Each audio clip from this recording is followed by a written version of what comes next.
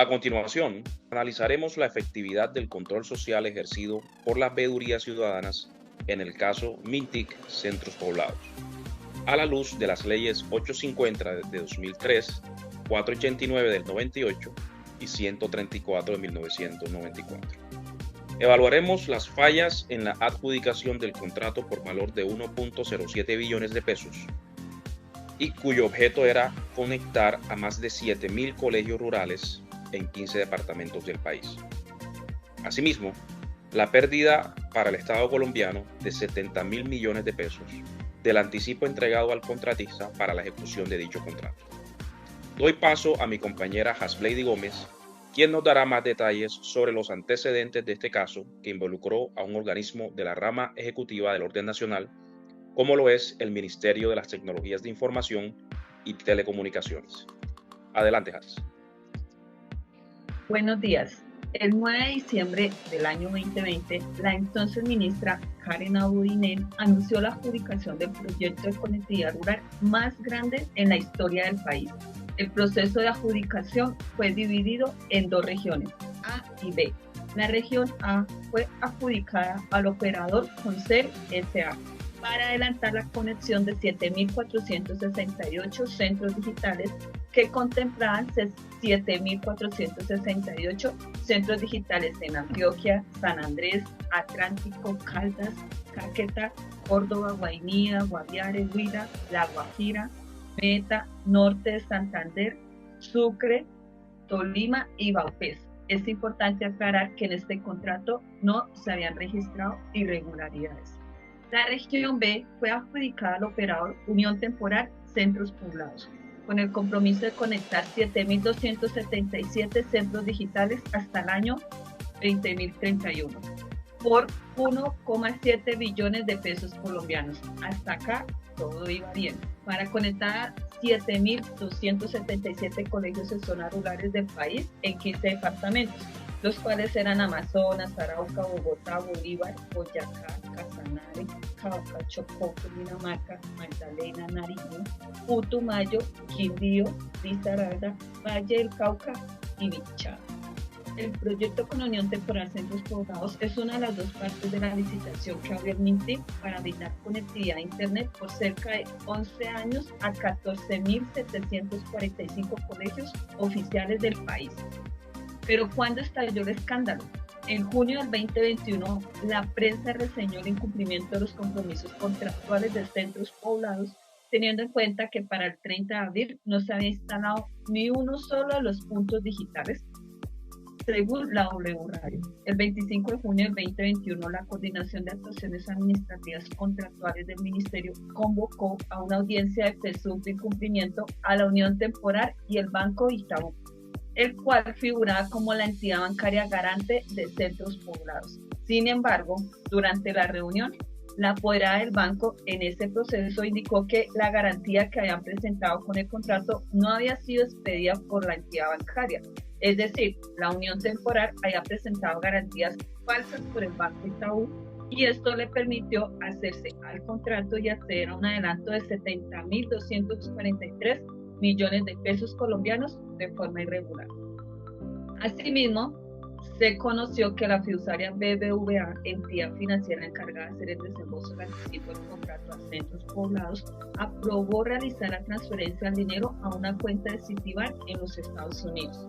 Aparte de eso, lo aprobaron con un certificado bancario del año 2017, para lo cual en ese tipo de procesos se solicitan documentos que no sean mayor a 30 días.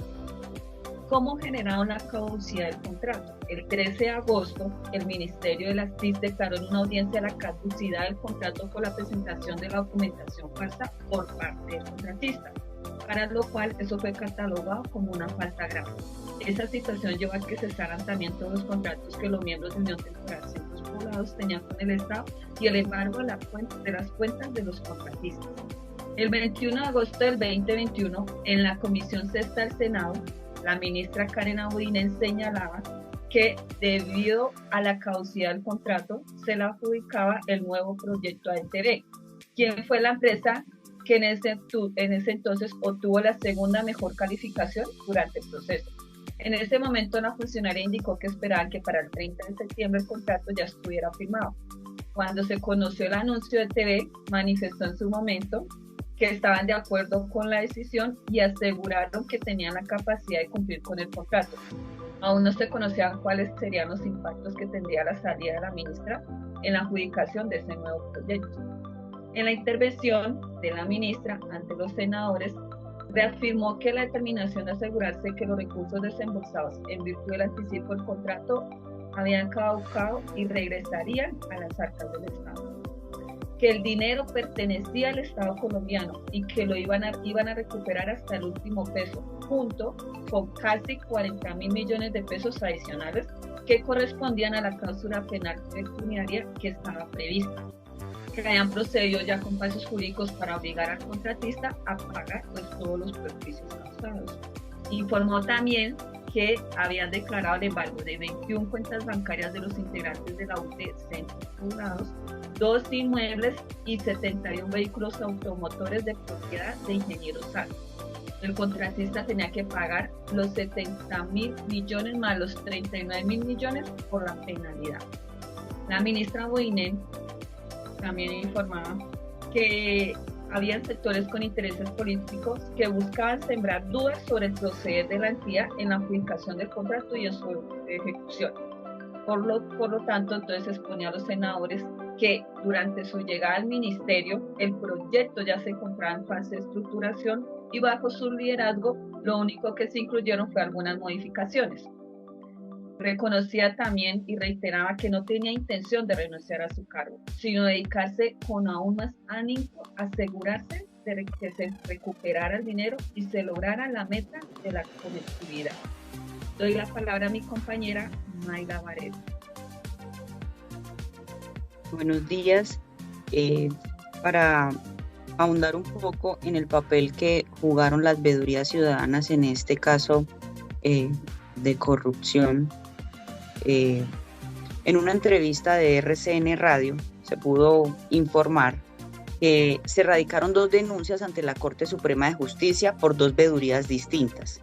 Una fue la Red Nacional de Veeduría Ciudadana Bien Común y la otra fue la Red de Veedurías Ciudadanas Red Ver, con la intención de que la Corte diera inicio a la indagación preliminar en contra de los congresistas Armando Benedetti, Antonio Luis Sabaraín Guevara, Daira de Jesús Galvis Méndez y Mauricio Gómez Amín. La Corte Suprema tiene el objetivo de indagar si los congresistas incidieron en la adjudicación del contrato a Centros Poblados. Para esto, en la entrevista, el presidente de la Red Nacional de Veeduría Ciudadana Bien Común, Henry Anaya, informó y aseguró que antes, durante y después de que se firmara el contrato con Centros Poblados, lanzaron alertas al gobierno nacional por presuntos hechos de corrupción, pues dichas empresas en las que participaron en el proceso de licitación ya habían tenido o habían participado en hechos de corrupción del pasado. Esta veeduría fue la que participó en la audiencia de licitación. Los periodistas de RCN preguntan si la veeduría conocía si habían congresistas haciendo lobby o llamando a presionar y a preguntar por la adjudicación de ese contrato a Centros Poblados, antes de que la exministra Boinen hiciera sus respectivas declaraciones. A lo que Anaya explicó, se realizaron 3 alertas. La veeduría le solicitó a la exministra Karen Abudinen que investigara y verificara las empresas que se habían presentado para el contrato. Es decir, pusieron en alerta porque se creían que las empresas que participaron debían ser investigadas. La segunda alerta fue más concreta. Ellos, a través de una investigación que realizaron, le compartieron a través de un radicado al despacho del MINTIC en los números de celulares en los cuales había habido comunicación entre el Ministerio de las TIC y los contratistas u oferentes que estaban participando en la licitación, lo que ya pues permitía prever algún tipo de manipulación o procesos fraudulentos dentro de la contratación. En esa misma línea, la tercera alerta fue tan pronto el ministerio adjudicó el contrato, porque la veeduría el 17 de diciembre hace una solicitud de revocatoria, porque sabían que no había ni capacidades técnicas ni financieras para cumplir con el contrato. Y ya en este aspecto se hace referencia también a la garantía bancaria que provenía del Banco Itaú, pues la cual en su momento se creía presuntamente falsa. El presidente de la Red Nacional de Veeduría Ciudadana Bien Común mencionó que las investigaciones que se estaban realizando en ese momento pronto darían frutos y pues darían a conocer nombres de nuevos involucrados. La entrevista concluye diciendo que la primera alerta fue el 23 de noviembre y llegó al despacho de la ministra Budinén, la cual fue ignorada. La segunda fue en la audiencia, es decir, los primeros días de diciembre, en la cual también se le comunicó mediante oficio a la ministra para que indagara sobre las presuntas incongruencias que habían en el proceso de contratación. Y la tercera alerta se dio exactamente entre el momento de expedición del contrato, el cual el presidente de la veeduría resalta que el proceso de adjudicación fue extremadamente o supremamente rápido en comparación como se desarrollan en otros procesos de contratación. Bueno, así pues como haría cuál fue la participación de la Veeduría Ciudadana Bien Común en el caso de MINTIC y los centros poblados. A continuación le doy paso a mi compañero Jorge Leonardo para que continúe con la intervención. Gracias, Mayra. Entonces, siguiendo con el recuento de lo que pasó en el caso del contrato de centros poblados y el Ministerio de las TICs, vale la pena mencionar y recordar que durante y antes del contrato hubo demasiadas alertas, no solo por las partes interesadas en el contrato, sino también por las veedurías, porque fue llamativo que y se mandó la alerta que en ese contrato primero hubo alrededor, según el Instituto Anticorrupción, alrededor de 400 reuniones antes, durante y después del proceso contractual. Y lo que más llama la atención es que durante este proceso participaron de manera directa todos los directivos del MINTIC. Entre esos, vale la pena recordar a Víctor Muñoz, quien fue director del Departamento Administrativo de la Presidencia. Entonces, se veía como un interés que fue denunciado por la veeduría de la rama judicial en Cartagena en agosto del 2021, el señor Eric Urueta, quien radicó una denuncia penal y disciplinaria por presuntos delitos de prevaricato por acción, omisión y peculado por apropiación. También el señor de la veeduría, Eric Urueta, solicitó suspender de cargo a la ministra Karen Abudinen, y esto lo que hizo fue generar una presión social inimaginable y que nunca antes había ocurrido en el país, lo que llevó a que el presidente de la República en ese momento, Iván Duque, le pidiera la renuncia a la ministra debido a la presión social y mediática, y pues también debido al desgaste político del debate de moción de censura que le habían hecho a la ministra en el Congreso. Entonces, a partir de esta denuncia de la veeduría y de las alertas emitidas por el Instituto Anticorrupción, se envió a investigación y a prisión posteriormente a Emilio Tapia, pues quien ya gozaba de libertad condicional, y posteriormente se descubrió que hacía parte del entramado de contratistas interesados en el contrato. también el representante legal del Centros Poblados, el señor Luis Fernando Duque, y el funcionario de Rave Seguros, pues quienes fueron los que posteriormente se descubrió habían gestionado la documentación falsa de la garantía para aprobar el contrato. Entonces, teniendo toda esta información, o esta información se mostró, salió a la luz pública, gracias a la labor de la Red Nacional de Veedurías, en cabeza pues de la denuncia del señor Eric Urueta.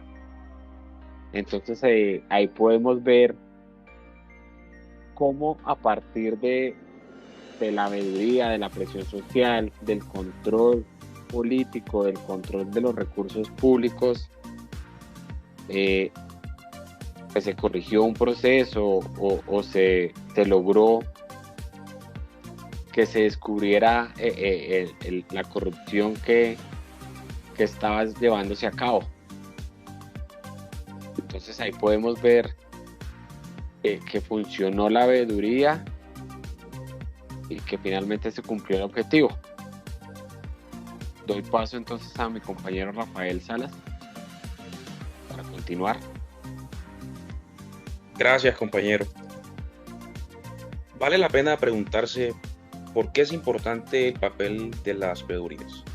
Y para eso nos remitimos al artículo 16 de la Ley 850/2003, que establece que las veedurías ciudadanas pueden denunciar ante las autoridades competentes las actuaciones, hechos y omisiones de los servidores públicos y de los particulares que ejerzan funciones públicas, que constituyan delitos, contravenciones, irregularidades o faltas en materia de contratación estatal, y en general en el ejercicio de funciones administrativas o en la prestación de servicios públicos.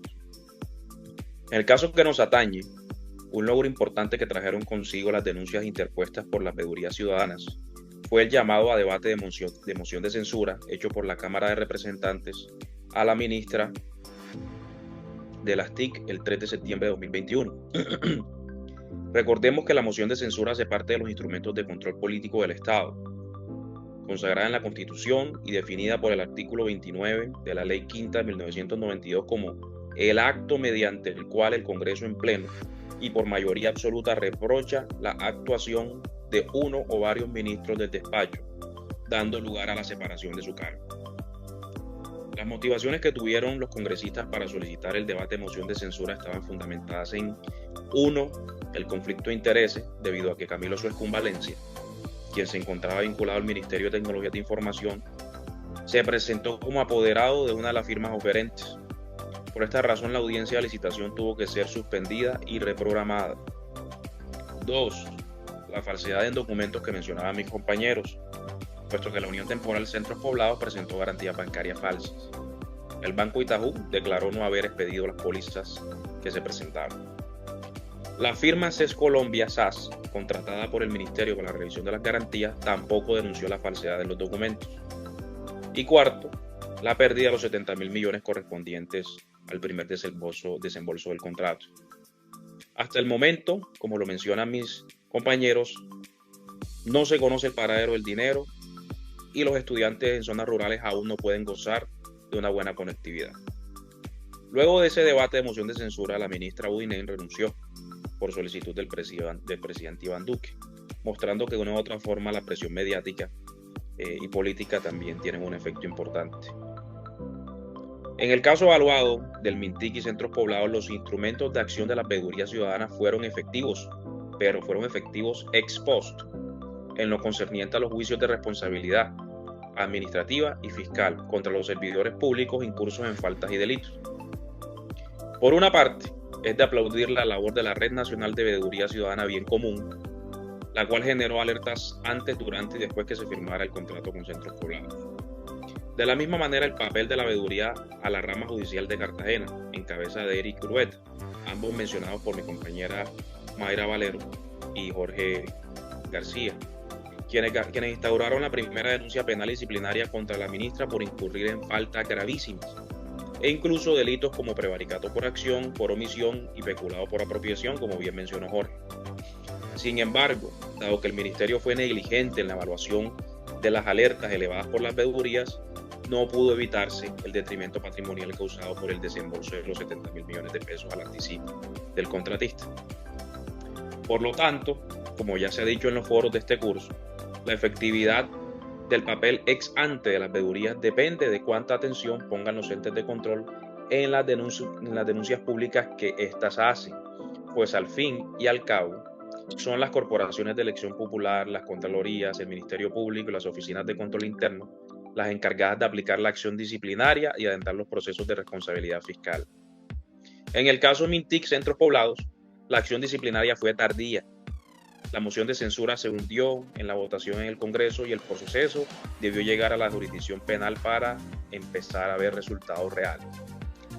A pesar de que la funcionaria responsable de la cartera de las TIC fue separada de su cargo y está siendo investigada penalmente, nos queda el sinsabor a los colombianos, especialmente a los contribuyentes, como es mi caso, de ver cómo con el dinero de nuestros impuestos se han seguido enriqueciendo personajes que en el pasado fueron condenados por concierto para delinquir, como es el caso del señor Emilio Tapia. Estos, que aún desde la cárcel continúan aprovechándose de la hacienda pública, sin devolver ni la quinta parte de lo que le robaron al Estado. Bueno, esta ha sido nuestra presentación. Muchas gracias